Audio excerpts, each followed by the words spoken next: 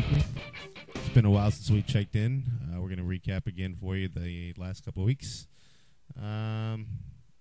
New season started after the Daredevils won last season, I'm proud to say. Yes, as the Daredevils took out the Cerveceros last season, we did a recap on that earlier if you didn't catch that. This season, though, has started anew with some major changes. The biggest being the absence of longtime left center fielder Mike Price for the Daredevils. Now, Mike has been, like I said, a staple player for the Daredevils for over the last 3 years. 3 years, ladies and gentlemen, 3 years. And is a very personal friend to myself and as well as a lot of other guys on the team. So he is going to be missed. He decided that this season was just not good for him, and we wish him the best in whatever he's trying to do right now. And hopefully we'll have him back sometime in the future. So with that being said, the Daredevils are now 2-0 after the move to Single A National, which is a major step up from rookie. So now after the move up to Single A National, we were expecting to face stiffer competition, which we definitely have. It's definitely a move up from the last class that we played in. But we've kind of gelled, and there's been a couple of nice surprises come about in the absence of some of our players. Just a list of the players that are not coming back after having spent numerous seasons with the team. Again, Ronnie Gaspard, longtime catcher for the Daredevils, also had to take care of some personal things. He's got a son that's playing in the state tournament for select ball right now. Shout out to Michael King, whose team, the Texas Swagger, just won the state tournament and is looking to compete in the Little League World Series. Good luck to him and his team. We'll have to have an addition, a little episode on them sometime soon. We'll have to have them in the studio. That would be great. But back to the issue in left center. Ira Westerfield, who joined us and joined the team, the Daredevils team, last season as his rookie season, had a decent season. Has struggled a little bit in the playoffs with made a couple of errors, but he was able to make up for those and has come on strong and nice this season, filling in. I don't want to say filling in because Mike Price is just no longer with the team. So Ira has taken advantage of his time out there this season and has made some great catches and made some great plays out there. He's vocal. He knows what he's doing.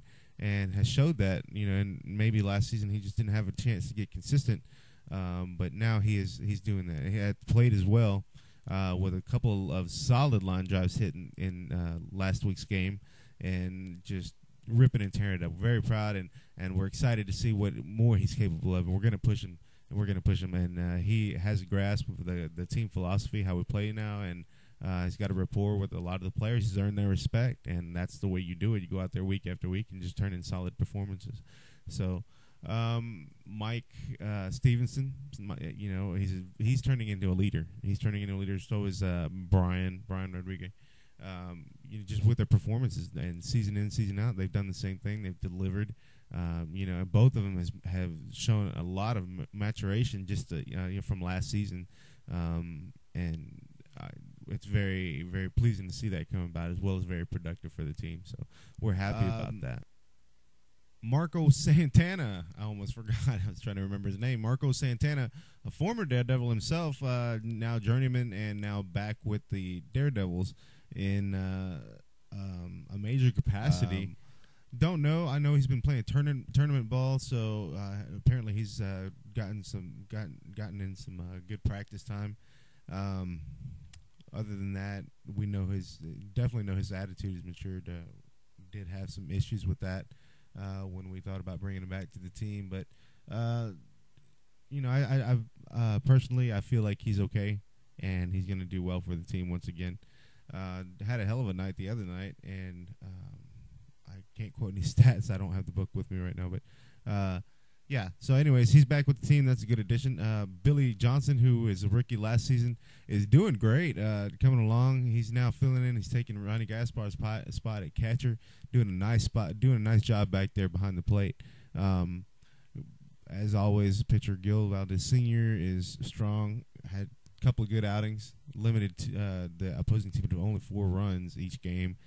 Just amazing job, and that shows how good of defense the Daredevils been playing. Also, had to pick up a few guys to fill in. Right fielder Jimmy Rendon was back after missing the first game and did a good job himself.